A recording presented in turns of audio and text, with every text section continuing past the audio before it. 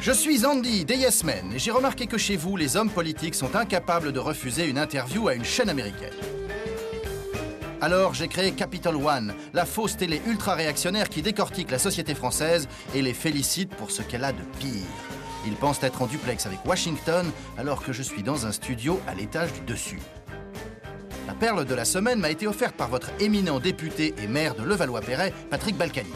Je l'ai félicité pour le fait que la France a réussi à concentrer ses pauvres en banlieue. Pour ma fausse émission Politics Prime, Patrick m'a expliqué la pauvreté en France.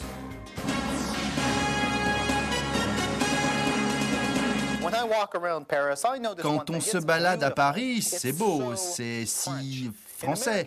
Dans les villes américaines, les pauvres sont partout, ce n'est pas très beau, c'est le bazar. Comment est-ce que vous avez réussi à inciter les pauvres à quitter les centres-villes pour aller vivre en banlieue ? Ce que vous appelez les pauvres, je suis désolé de vous le dire, c'est des gens qui gagnent un peu moins d'argent. Mais comme ils gagnent moins d'argent, ils ont les mêmes logements que les autres, sauf que eux les payent moins cher.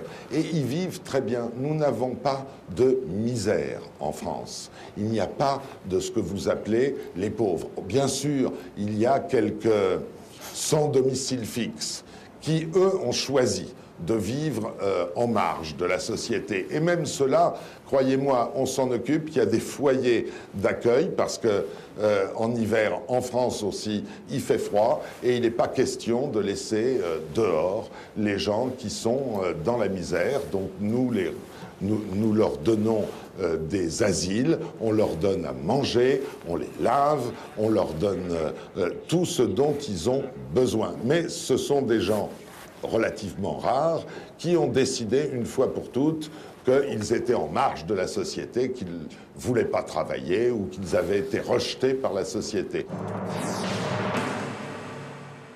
Les 10% de chômeurs, le million de RMistes et les 86 000 sans domicile fixe apprécieront. La semaine prochaine, je me ferai expliquer les ventes d'armes en Afrique.